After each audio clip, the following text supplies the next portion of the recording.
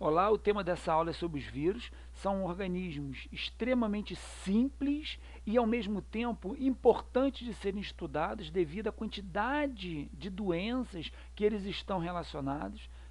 Então, nós temos doenças extremamente importantes como a AIDS, nós temos a dengue, que assola tantos aqui no Brasil, principalmente. Nós temos aí o caso novo da Covid-19, o coronavírus, mas nós temos outras doenças, a catapora, a cachumba, febre amarela, gripe, vários tipos diferentes de gripe. Então é uma estrutura, esses vírus são estruturas extremamente simples e ao mesmo tempo extremamente importantes. Então eu queria chamar a atenção aqui para esses dois primeiros conceitos que eu coloquei aqui na tela para vocês. Então vamos lá, ó.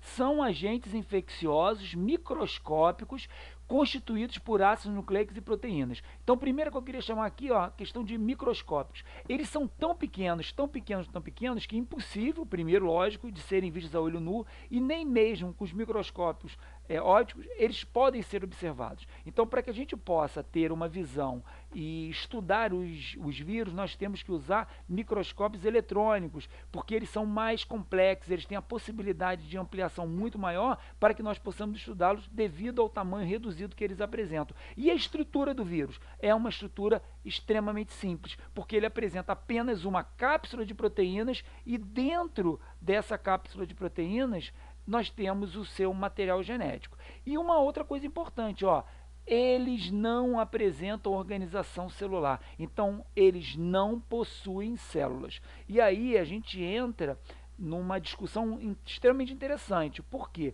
Porque existe uma máxima de que os seres vivos apresentam células.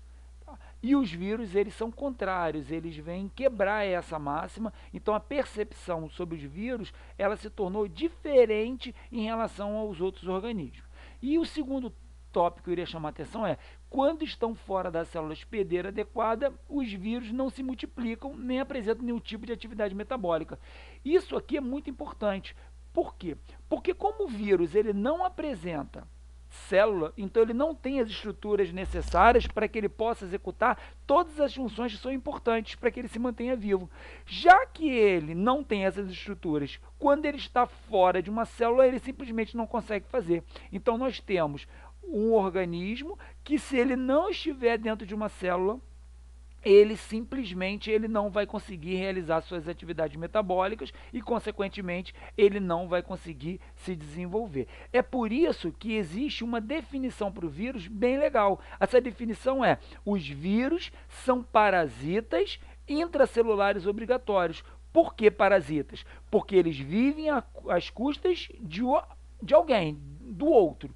Intracelulares, porque eles precisam estar dentro de uma célula, obrigatórios, porque se eles não estiverem dentro de uma célula, eles não vão estar executando nenhuma etapa de metabolismo. Como eu falei, eles precisam de uma célula para poder fazer com que a célula execute as etapas do metabolismo que são importantes para ela.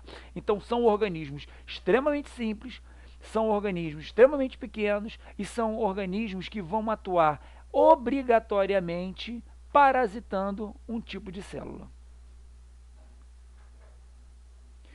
Com relação ao genoma viral, eu queria chamar a atenção de dois pontos. Primeiro, ó, o ácido nucleico do vírus contém as informações para produzir novas partículas virais.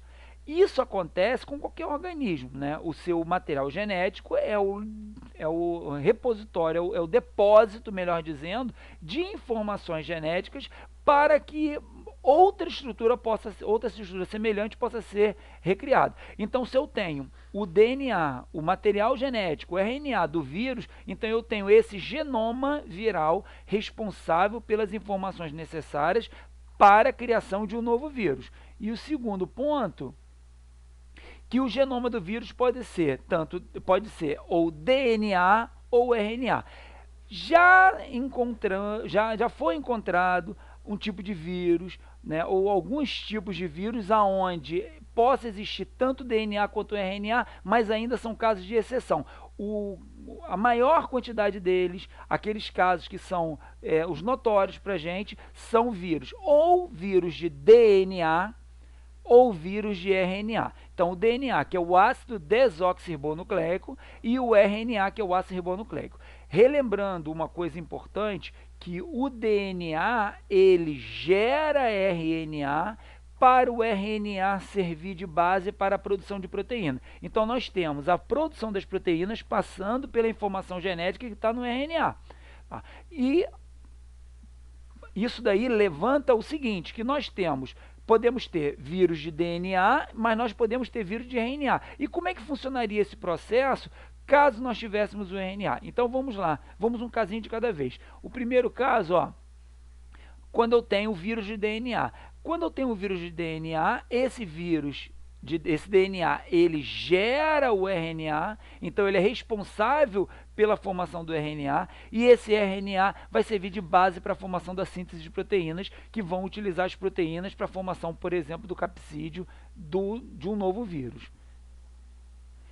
Quando eu tenho um vírus de RNA, eu posso ter dois caminhos, na verdade. O primeiro caminho é o RNA serve de base para a formação de um novo RNA que vai ser responsável pela produção de proteínas. Esses processos que nós vamos ver que mais ativamente somente no ensino médio, mas é importante que se perceba já esse caminho que está sendo percorrido. Então o RNA gera RNA que vai gerar proteína, mas ele também pode fazer outro caminho, que é quando o RNA gera o DNA, que vai gerar outro RNA para realizar a síntese de proteínas. Quando nós temos um vírus de RNA e que esse RNA ele vai gerar um DNA para depois gerar outro RNA, nós temos o que nós chamamos de retrovírus, porque ele faz o caminho ao contrário. Então o RNA gera DNA para gerar outro RNA e gerar a síntese de proteínas. Mas os caminhos são importantes porque eles vão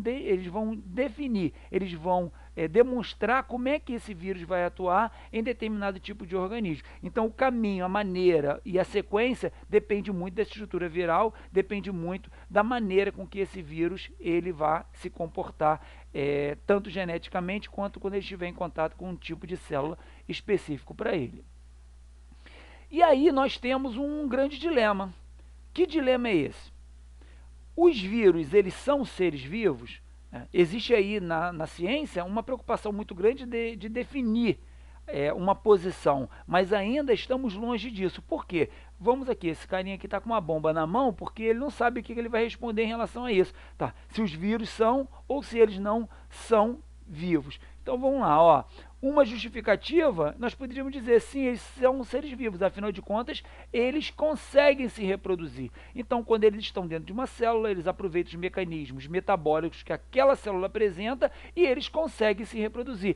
Esse processo de reprodução é uma característica específica dos seres vivos e, por isso, muitos cientistas consideram que os vírus são seres vivos. Mas outros trazem uma outra indagação. Espera aí, como é que eles são seres vivos se eles não possuem células? Se os vírus são acelulares, o A antes da palavra dá a ideia de não, acelulares, sem células, então eles não possuem célula. Se eu tenho a ideia de que os seres vivos apresentam célula, aqueles cientistas que analisam essa questão, eles são contrários à colocação dos vírus no grupo dos seres vivos, eles consideram apenas os vírus como sendo um grupo de moléculas complexas, mas eles não colocam os vírus entre os seres vivos. E essa indagação, se são vivos ou se não são vivos, ela está presente já tem bastante tempo. Então, ainda não chegamos a uma definição se eles são ou não são seres vivos. E aí eu pergunto, até que ponto essas perguntas elas são interessantes? Elas são interessantes pelo seguinte, à medida que o homem ele continue questionando se os vírus são seres vivos ou não são seres vivos, o que ele faz? Ele continua pesquisando. Então, à medida que ele continua pesquisando, ele é responsável por encontrar cura para diversas doenças. À medida que ele continua pesquisando, querendo saber se eles são vivos ou se não são vivos, eles entendem como é que é o mecanismo, o processo de replicação do vírus, como é que o vírus age, como é que ele entra numa célula, como é que ele utiliza essa célula para que ela realize o seu metabolismo. Então, à medida que ele vai compreendendo melhor para poder definir se eles são vivos ou não são vivos, no final das contas nós conseguimos entender melhor como esses vírus são, e isso traz benefícios, principalmente no campo da medicina, principalmente no campo das ações, do entendimento de como é que funciona o metabolismo celular. Então, são pesquisas que estão relacionadas ao vírus para saber se os vírus são ou não são seres vivos e, consequentemente, trazendo outros benefícios para o campo da ciência. Então, é uma etapa importante, uma etapa interessante e que, no final das contas, acaba trazendo benefícios para todo mundo. Como é que o vírus age? Como é que ele age? Ó, o vírus invade uma célula e assume o comando, fazendo com que ela trabalhe quase exclusivamente para produzir novos vírus. Tá? Eu costumo brincar, quando eu estou dando aula sobre isso na sala, falar o seguinte: imagine uma empresa, uma fábrica que produz panelas.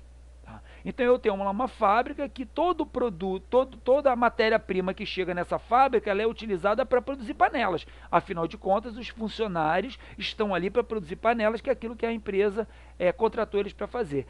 Imagine que tivesse entrado um espião nessa fábrica e tivesse aprisionado lá, tivesse ludibriado o gerente da fábrica e dissesse o seguinte: ó, a partir de agora vamos parar de produzir panelas, que a nossa empresa agora vai produzir colheres.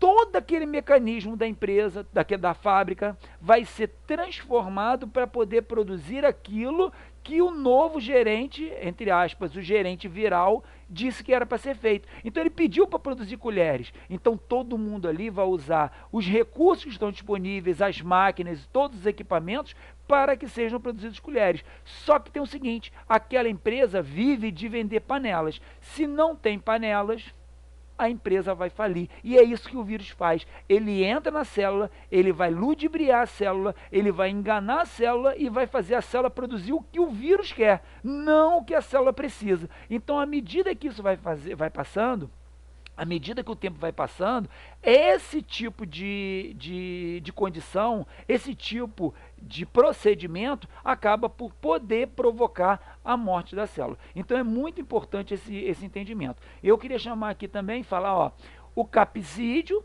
é o envoltório do vírus, formado por proteína. Além de proteger o ácido nucleico, o capsídeo tem a capacidade de combinar-se quimicamente com a substância presente na superfície da célula. Então aqui eu tenho um exemplo de um vírus, aquele ali por acaso é um chamado vírus bacteriófago, que é um vírus que assola bactérias, eu vou falar mais à frente um pouquinho nessa mesma apresentação, mas o vírus ele tem uma cápsula de proteína e dentro dele ele tem o ácido nucleico, que é o material genético do vírus. E aí o que acontece? O vírus ele não tem olho. Né? Então ele não chega na célula e fala assim: opa, eu quero aquela célula ali, não quero aquela ali, não. Ele não consegue enxergar. Então a percepção, a capacidade que o vírus tem de entrar numa célula passa por uma percepção química.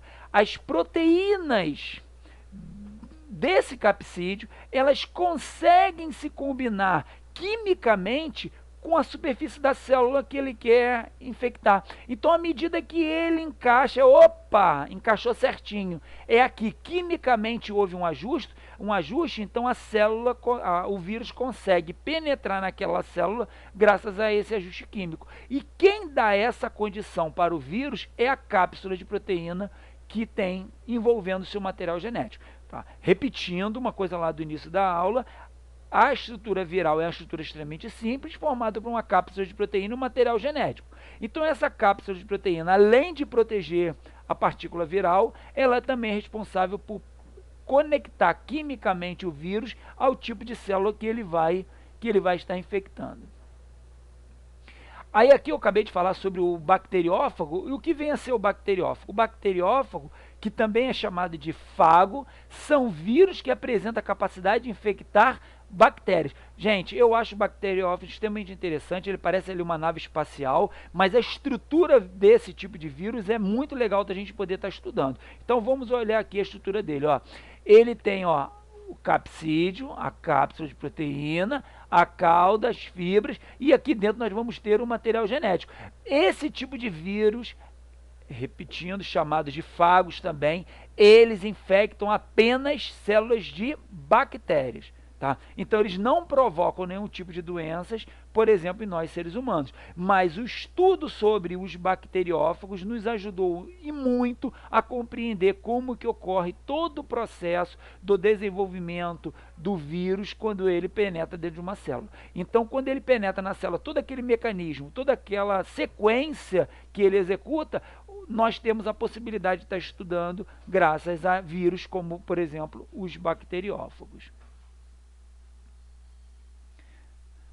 E aí vem uma coisa muito importante que seja dita, ó. Um tipo de vírus ataca apenas determinado tipo de célula, porque o vírus só consegue infectar a célula que tiver a sua membrana e substâncias às quais ele possa se ligar. Então, o vírus, eles são estruturas, eles são muito específicas. Eles não infectam qualquer tipo de célula. Então, se eu tenho um tipo de vírus que infecta a célula tipo A, ele só vai infectar as células tipo A. Se eu tenho um vírus que infecta as células tipo B, ele só vai infectar as células tipo B. Por quê? Porque ele só reconhece quimicamente esse tipo de célula. Então, ele não consegue penetrar aleatoriamente. Então, ele vai atuar especificamente sobre aquele tipo de célula que ele vai conseguir fazer uma ligação química que vai permitir que ele a reconheça. E aí, relembrando como é que acontece essa ligação, acontece graças à presença do capsídeo, as proteínas do capsídeo que vão se unir quimicamente com as estruturas da célula que ele está querendo infectar. Se ele chegar numa célula que não é a célula correta, ele simplesmente não vai reconhecer, ele não vai conseguir se conectar e a infecção não vai ocorrer. Mas quando ele chega numa célula que é a célula correta, consequentemente ele consegue fazer a conexão química e aí ele vai conseguir infectar aquela célula que é responsável pela aquela célula que tem a capacidade, melhor dizendo, de abrigar aquele tipo de vírus. Tá ok? A reprodução dos vírus. Como é que acontece essa reprodução dos vírus? Ó, a reprodução envolve dois aspectos. Primeiro, a duplicação do material genético. Então, eu preciso fazer com que a célula seja escravizada para produzir mais material do genético do vírus. Então, se o vírus ele é de DNA, ele vai produzir mais DNA do vírus. Se o vírus é de RNA, ele vai produzir mais RNA do vírus. Então, ele vai fazer com que a estrutura metabólica da célula esteja relacionada com isso, para que ela possa produzir mais material genético, tá? E também esteja relacionado com a produção do capsídeo, ou seja, da parte proteica desse vírus. Então, ó, vamos seguir aqui, ó. O vírus entra na célula hospedeira, inibe o funcionamento do material genético da célula infectada e passa a comandar as sínteses de proteínas. Lembra do que eu falei agora há pouco da fábrica de panelas? Exatamente isso. Ele entra na célula, ele escraviza a célula e ele faz aquela célula trabalhar exclusivamente para ele, ou quase exclusivamente para ele. Então ele vai ter uma ação muito voltada para poder desenvolver novas partículas virais. Lembrando que a partícula viral ela é composta pelo material genético e composta pela cápsula de proteínas. Então ele vai produzir as estruturas que são responsáveis pela formação de novos vírus. E como que acontece isso? Ele pode acontecer. Agora, vamos falar sobre esse ciclo de reprodução dos vírus. Eu vou pegar como exemplo um bacteriófago. Tá? Repetindo, o bacteriófago é o vírus que ataca células de bactérias. Então, eu tenho aqui células de bactérias. Tá? E aí eu tenho o ciclo lítico e o ciclo lisogênico. Como que ocorre o ciclo lítico? O vírus, o bacteriófago, se acoplou ali à célula da membrana plasmática, conseguiu injetar o DNA do bacteriófago, ou seja, o DNA viral, ele entrou na célula. Depois que esse material genético do vírus ele penetra na célula, ele faz com que essa célula comece a produzir material para o vírus, material genético do vírus, ele começa a produzir as cápsulas de proteínas do vírus. Então, com o passar do tempo, eu vou fazendo com que aquela célula fique cheia de bactérias, de vírus ali dentro, cheio de novos bacteriófagos. Então, quando essa célula fica muito cheia, ela acaba por se romper, provocando a morte da célula, e mais bacteriófagos vão ser liberados para que possam infectar outras bactérias. Então esse é o ciclo lítico, como eu disse, ele penetra o material genético do bacteriófago, penetra na célula bacteriana, ele escraviza a célula bacteriana, fazendo com que ela produza mais material genético, mais partículas desse material genético e partículas de proteínas desse vírus. E quando eu tiver uma quantidade muito grande desses bacteriófagos aqui dentro, a célula simplesmente não consegue reter mais, ela estoura, a célula morre e uma liberação grande de vírus que vão, como eu disse, infectar outras bactérias. Tá? Então eu tenho a liberação de grande quantidade de bacteriófagos nessa ocasião. Isso é o ciclo lítico. Mas existe também o chamado ciclo lisogênico. O que é que o ciclo lisogênico ocorre?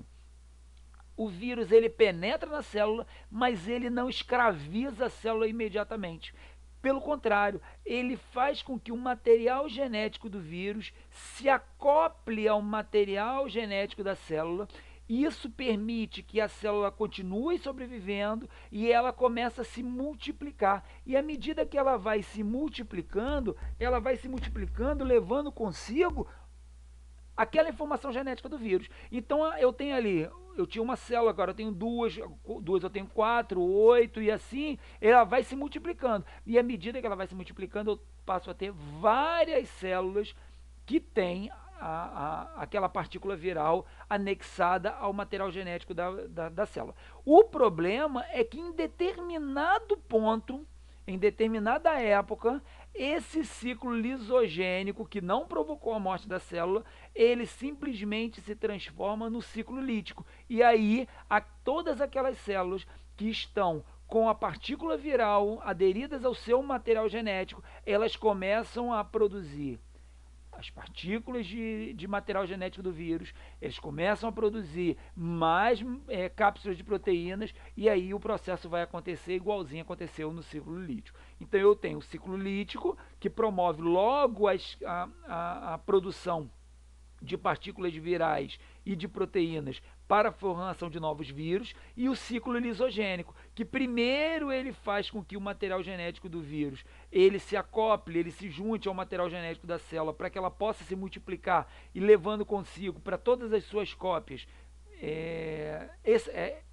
esse material viral, esse código genético viral, mas que em determinado momento o ciclo lisogênico ele simplesmente vira o ciclo lítico, provocando com certeza dessa forma a multiplicação e a formação, a liberação de maior quantidade de partículas virais também. Tá? Então ficou aí explicado ciclo lítico e ciclo lisogênico. Para encerrar esse vídeo, eu queria chamar a atenção do seguinte, ó. Queria que vocês prestassem atenção junto comigo, ó. O interesse da ciência nos vírus não se restringe ao seu papel como causadores de doença. Os vírus são também ferramentas para se investigar a biologia celular e molecular do organismo hospedeiro. Historicamente, o estudo dos vírus tem exercido um papel central na compreensão das funções celulares. Muitas áreas importantes da pesquisa, incluindo a elucidação da natureza química dos genes, assim como seus mecanismos de transcrição e controle, têm sido baseadas extensivamente, em alguns casos, quase que completamente na utilização dos vírus como ferramenta de estudo. Além disso, genes virais e outros fatores derivados de vírus podem ser ferramentas úteis em estudos de modificações genéticas de organismos. Então, quando a gente olha para a ciência e percebe o quanto ela tem estudado sobre os vírus, a gente não pode simplesmente pensar somente na questão das doenças. Nós temos que pensar em todos os avanços e todas as possibilidades que esse estudo nos permite. Lá no início do vídeo eu falei um pouco sobre isso, quando, por exemplo, que a gente consegue entender um bocadinho mais sobre determinados tipos de metabolismos que ocorrem na célula, simplesmente estudando como os vírus agem em relação a isso. Então nós precisamos perceber que todo o avanço da ciência passa pelo estudo, e o estudo dos vírus também são importantes em relação a isso. Tá ok?